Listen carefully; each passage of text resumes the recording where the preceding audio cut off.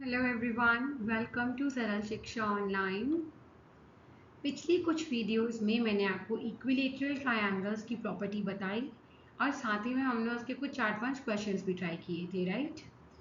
आज मैं आपको आइसोसेलेस ट्रायंगल की प्रॉपर्टीज बताऊंगी। मैंने आपको ऑलरेडी इन सारी वीडियोस के बारे में बताया हुआ है, इन सारी प्रॉपर्टीज़ के बारे में बताया हुआ है, बट बिकॉज अभी हम इन पे बेस्ड क्वेश्चंस करने वाले हैं तो ये क्या हो जाएगा, आपका क्विक रिवीजन वीडियो हो जाएगा अबाउट आइसोसेलेस ट्रायंगल्स।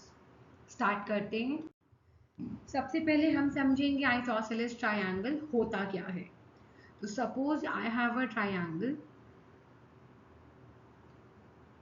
और इसके दो साइड्स इक्वल हैं। तो if the triangle is A B C and I say AB is equal to AC and which is not equal to BC, ठीक है। आपके AB एंड AC इक्वल हैं, BC equal नहीं है, तब मैं इसको आइसोसेलेस ट्रायंगल बोलूंगी। It will be an isosceles triangle.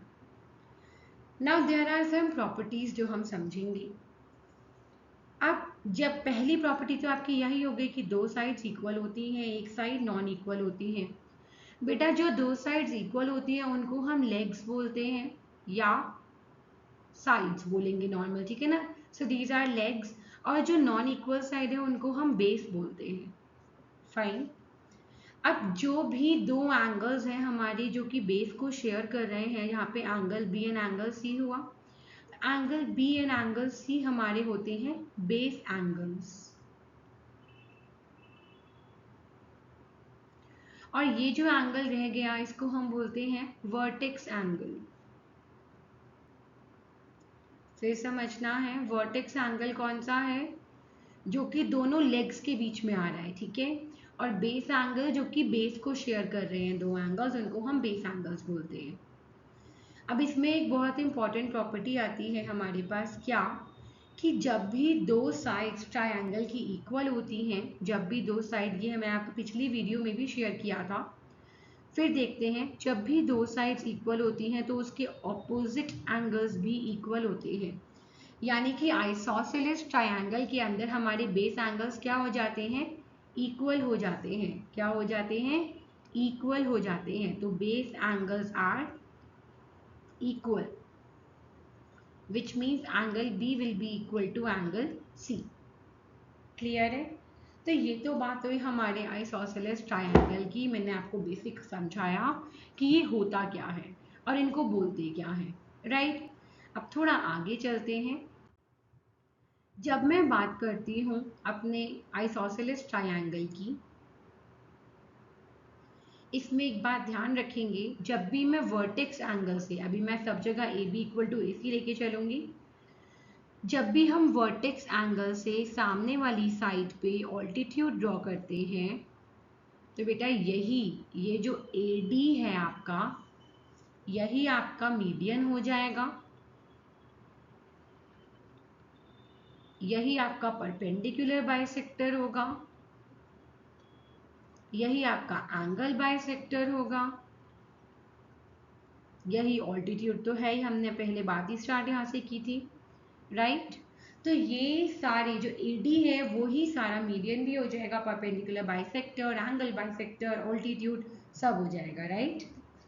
लेकिन अगर मैं किसी और एंगल से ड्रॉ करूंगी, सपोज मैं मीडियन ड्रॉ कर रही हूँ, तो बेटा इसका मीडियन अलग होगा। सपोज बी एम मान लेते हैं, तो बी एम मेरा सपोज मीडियन है, बी एन मेरा क्या है, ऑल्टीट्यूड है, राइट। तो बी एम और बी एन क्या है, डिफरेंट हो जाएंगे। मीडियन एंड ऑल्टीट्यूड डिफर करेगा, ठीक है। एंगल बाइसेक्टर, परपेंडिकुलर बाइसेक्टर भी आप चेक कर सकते हो, ये भी डिफर कर सकते हैं, ओके। अब परपेंडिकुलर बाइसेक्टर तो आपको मिलेगा ही नहीं यहाँ पे, राइट। क्यों, क्योंकि वो जब आपका ए सी जो है, ए सी हमारा, अगर देखो परपेंडिकुलर बाइसेक्टर क्या होता है, जो कि सामने वाली साइड को टू इक्वल हाफ्स में डिवाइड करे एट 90 डिग्री। तो हम देख रहे हैं जब मैं एट 90 डिग्री बना रही हूँ तो ये टू इक्वल हाफ में डिवाइड ही नहीं कर रहा है, राइट। तो इसलिए मैं इन दोनों के बारे में अभी बात नहीं करूंगी, ठीक है ना। एंगल बाइसेक्टर आप देख सकते हो, चेक कर सकते हो, वो भी कहीं बीच में ऐसे करके लाए कट जाएगा। तो यानी कि ये जो एम एन और सपोज मैं ओ लगा देती हूँ यहाँ पे एम एन ओ है, ये कोइंसाइड कर भी सकते हैं नहीं भी कर सकते हैं depending on the side B C and the two equal sides. ठीक है ना, जो लेग्स हैं हमारे उन दोनों के और बेस पे डिपेंड करेगा कि ये कोइंसाइड करेंगे कि नहीं करेंगे। यानी कि यहाँ पे एक बात तो बहुत क्लियर हो गई कि जो हमारा वर्टेक्स एंगल से जब आएगा कोई लाइन तो वो हमारी कोइंसाइड करेंगी, बट अगर बेस एंगल से आएंगी, बेस एंगल से अगर कोई मीडियन आता है या परपेंडिकुलर बाइसेक्टर तो वो कोइंसाइड नहीं करेंगे। ठीक है, इसका मतलब एक बहुत साफ साफ सा हो गया क्या कि in the case of isosceles triangle आपका जो सेंट्रॉइड, सेंट्रॉइड क्या था हमारा, ये मैंने आपको पूरी वीडियो बनाई हुई है जिसमें बहुत अच्छे से एक्सप्लेन किया है ये सब। तो सेंट्रॉइड हमारा बिल्कुल इक्विवेलेंट हो जाएगा, नहीं होगा सॉरी, इस केस में centroid is not equivalent to orthocentre. Orthocentre भी मेरा इक्वल नहीं होगा इन सेंटर के, इन सेंटर इक्वल नहीं होगा मेरा सर्कम सेंटर के, right. Circum centre, circum centre को हम आ, ये मैंने आपको एक्सप्लेन किया हुआ है सर्कम सेंटर क्या होता है, इन सेंटर क्या होता है, राइट। इन सेंटर होता है जब ट्रायंगल के अंदर सर्कल बनता है तो जो उसका सेंटर होता है, ये ध्यान रखना ये थोड़ा सा मेरा गलत बन गया है but you know the concept, right, आप लोगों ने पहले सीखा हुआ है। तो ये जो मेरे ट्रायंगल के साइड्स हैं वो इसको टच करने चाहिए, ठीक है ना, तब जो सेंटर बनता है वो मेरा इन सेंटर होता है। और ये भी हमने देखा था कि ये एंगल बाइसेक्टर्स, एंगल बाइसेक्टर्स का इंटरसेक्शन होता है, किसका होता है, एंगल बाइसेक्टर्स का इंटरसेक्शन होता है। और सर्कम सेंटर क्या होता है, सर्कम सेंटर होता है जब मेरे ट्रायंगल के बाहर एक सर्कल बने इस तरह से जो ट्रायंगल के तीनों वर्टिसेस को टच करता हुआ जा रहा हो, ठीक है, जो उसका सेंटर होगा वो हमारा सर्कम सेंटर होता है। और हमने ये देखा है कि ये परपेंडिकुलर बाइसेक्टर्स का इंटरसेक्शन होता है, करेक्ट। चलिए, तो यहाँ पे हमें ये क्लियर हो गया है in the case of isosceles triangle हम अपनी ये प्रॉपर्टी बिल्कुल यूज़ नहीं कर सकते कि सेंट्रॉइड, ऑर्थो सेंटर या इन सेंटर, सर्कम सेंटर ये सब इक्वल होंगे, क्योंकि ये इक्वल नहीं होते हैं।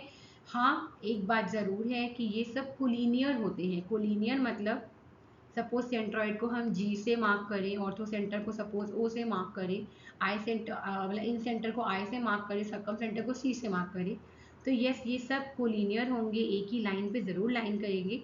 जैसे कि सपोज मान लेते हैं यहाँ पे कहीं मेरा जी लाई कर जाएगा, ठीक है ना, मीडियन जो है, मीडियन जो सेंट्रॉइड है वो लाई कर जाएगा, देन कहीं यहाँ पे मेरा इन सेंटर लाई कर जाएगा, कहीं ओ सा लाई कर जाएगा, सी एंड सो ऑन, मतलब कोलिनियर होंगे, दे विल बी कोलिनियर, ठीक है ना, एक ही लाइन में लाई करेंगे।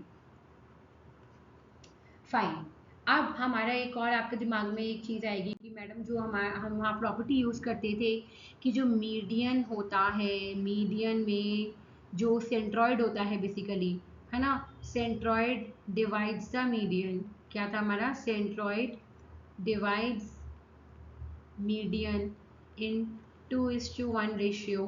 क्या ये अभी भी होल्ड करेगा, तो यस बेटा ये अभी भी होल्ड करेगा।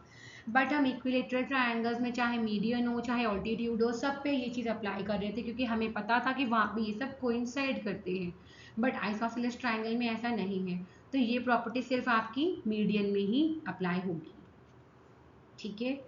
तो अगर आपके पास अब कुछ ऐसा क्वेश्चन आता है कि आपको एक सर्कल दे दिया है, सर्कम सेंटर मतलब सर्कम सर्कल दे दिया है, ठीक है ना, और ट्रायंगल आपने इंस्क्राइब किया हुआ है अंदर, और आपको बेस का साइड दे दिया, राइट, आपको जो टू इक्वल साइड्स हैं वो दे दी हैं, और आपको बोला कि इसका रेडियस निकालो सपोज, ठीक है ना, आपको बोला इसका रेडियस निकालो, तो क्या करेंगे हम, अप्रोच समझेंगे बेटा।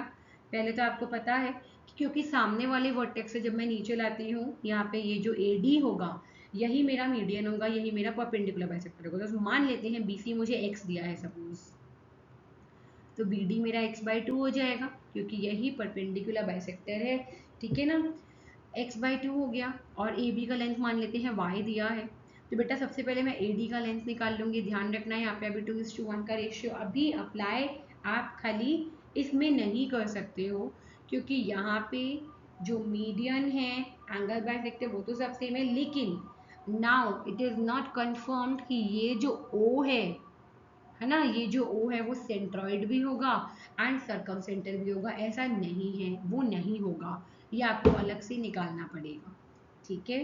तो इसीलिए अब हम क्या करेंगे पहले पूरे AD की लेंथ निकाल लेंगे। AD का लेंथ कैसे निकलेगा? पाइथागोरस थ्योरम से।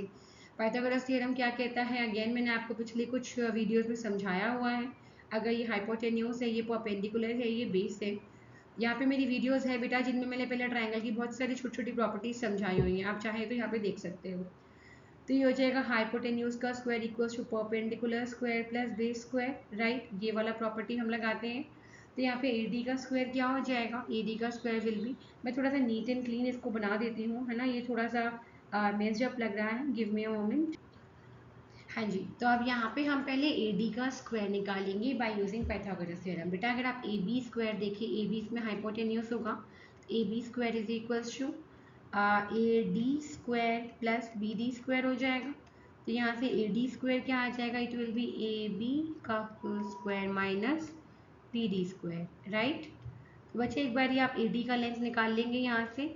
जब AD का लेंथ निकाल लेंगे तो OD क्या हो जाएगा? OD will be equal to AD minus OA। ऐसा क्यों किया हमने?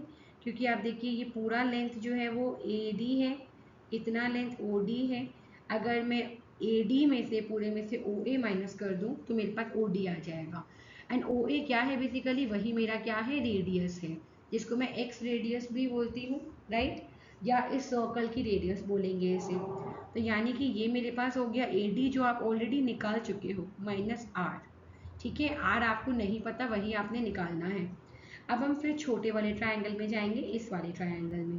तो OB का स्क्वायर क्या होगा? इसमें hypotenuse square again OD square plus BD square. BD again आपके पास है x/2 का होल स्क्वायर है, ये x आपको मिला हुआ है ऑलरेडी। OD का स्क्वायर की जगह AD माइनस R का होल स्क्वायर लगाएंगे, ये भी आपने कैलकुलेट किया हुआ है। एंड OB स्क्वायर क्या है? OB स्क्वायर हमारे पास हो जाएगा R स्क्वायर। अब मैंने R ही निकालना है, ये पूरा इक्वेशन बेटा R में बन जाएगा, ठीक है ना। तो एक इक्वेशन है, एक वेरिएबल है, आप R के लिए इसको सॉल्व कर देंगे। डोंट वरी, अभी ये थोड़ा कंफ्यूजिंग लगा होगा, मैंने खाली आपको एक अप्रोच दिया है how to solve this question. हम इसमें मीडियन वाला कॉन्सेप्ट नहीं लगा सकते हैं, फिर बता रही हूँ एक बारी आपको, ठीक है, क्योंकि यहाँ पे आपका सेंट्रॉइड और सर्कम सेंटर कोइंसाइड नहीं करेंगे। Fine, very good. अगर आपको अगेन मैंने कुछ कॉन्सेप्ट्स दिए हैं, वीडियोस अच्छी लग रही हैं, तो kindly subscribe my channel, like the videos and share it. Thank you. Stay tuned. All the best.